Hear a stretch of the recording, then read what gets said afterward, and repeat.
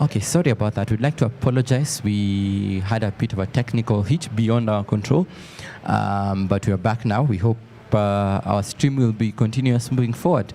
And let's jump right back into it. We have spoken about success and wealth, and we've spoken about how God, this is really tied to how we put our families together, and the fact that as a man you need to have direction first before you even think of getting into this. Actually, not just as a man, but whoever we are, we need to find direction before we jump into the concept of marriage. We've spoken about how work was given to us so that it can be something we can be proud of and to give us satisfaction. And I want to ask now, how then do we ensure, because we're talking about this in a family setup, how can we then ensure we are also bringing up children who value this idea of work?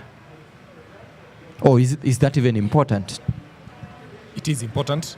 The lesson tells us that Jesus, when he was born into a family, the father taught him how to do carpentry.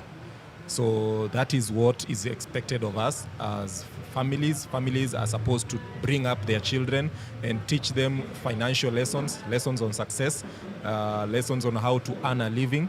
The lesson says that we can only earn a living for maybe 40 years in our lives. Mm-hmm. So it's upon, and we spend around 20 years growing. So those 20 years should be spent with our families, and families, mothers and fathers should teach their children on what to do, on even tithes and offerings, on spiritual commitment. So families are learning grounds. They are schools for success, for plannings for success. Okay, Brian, children and work. Where do you stand?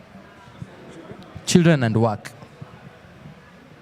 I think we ought to teach children the importance of work and its place in our Christian, in our human walk as we wait for the soon return of Christ. So we are supposed to provide for them an environment whereby they can be able to appreciate work and what role it plays in our life. And then that's why we need to be careful so that we also don't give the work that abuses their physical growth and also their mental growth. So something simple like teach them how to wash utensils as they grow up. There are some parents who leave, maybe even spreading the bed. You leave it for the house manager.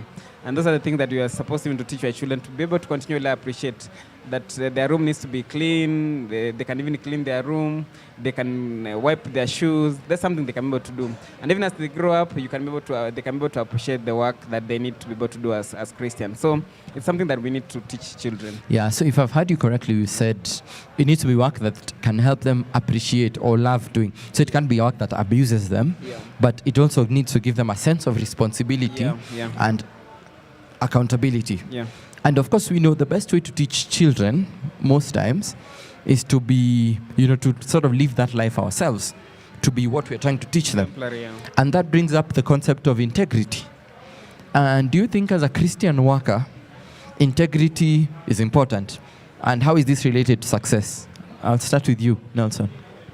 It is, because if you look at integrity, even if you look at success, and even without thinking of where we work or being an employee, you yourself, if you are working for yourself, you need to rise up early in the morning. You need to be there at work every day. If you have a shop, you have to be consistently opening it and closing it. So integrity goes more than into being faithful as a faithful employee. Even yourself, even those of us who are employed, there are things we do for ourselves. There are goals we want to meet. We cannot meet them if we are not disciplined, if we are not faithful to what we do. If we just turn up once and never do so for the rest of the week. So the lesson tells us that when you have integrity, when you can be trusted, and when you are faithful at your job, you become a blessing where you work.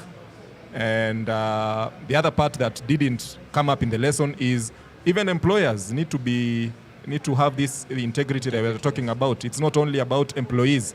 I know families where even the house manager goes 3 months without pay.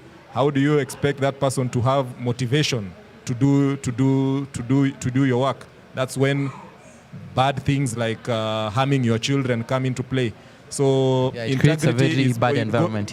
Goes both ways. Yeah. The employer and the employee, and even personally, at your personal level, you need to be someone who can be trusted, someone who can be faithful at what you do. Brian, integrity and work and success, are they linked? Yes, they are. Someone was giving an example that when you earn, you don't apply integrity in your work, in your business, in your place of work. You're always worrying like, okay, what will happen next? Let's say you got a promotion because you did something to your boss, and then maybe you bribed the boss, and you're not fit for that post. What happens when the boss is transferred from that position? So you're likely to be fired, or you're likely to be... You're very insecure. Very insecure. Everything, even when you earn wealth in a manner that is not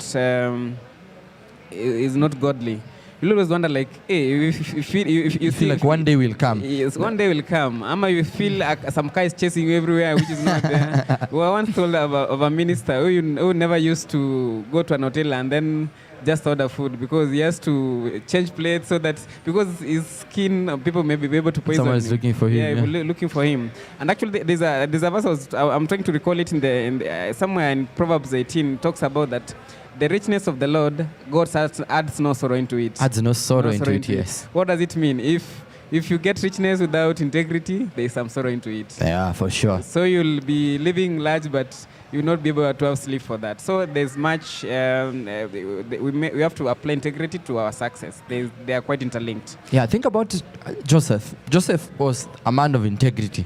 Joseph was given something that most young men would think, heaven. Joseph was offered Potiphar's wife on a silver platter. She came to him unconditionally. And it would have remained a secret because that's the level of trust Potiphar had with Joseph. But he said no. So Joseph was a man of integrity. And see what having a man of integrity in Egypt during a famine did to the whole nation. So integrity does not just allow us to work peacefully, it also makes us a blessing to our employer, to our colleagues, to those who we interact with. So it's not just even for us. If we would like to be a blessing in the places we work, integrity is key. Let's talk about, let's finalize. Parting shot, Nelson. What's your take home for the guys joining us tonight? Okay, mine is not a parting shot, but I think one bit that we didn't really go into because of the inconvenience. But I would like to go back to the part where the lesson says that God is the director of relationships. Jacob was directed to Rachel, and marriage is also part of planning for success. The lesson says that when you're marrying, you need to know what you're getting into. You need to know what your partner is doing. You need to know what they are earning, how they earn a living, and all sorts of things. So in a week where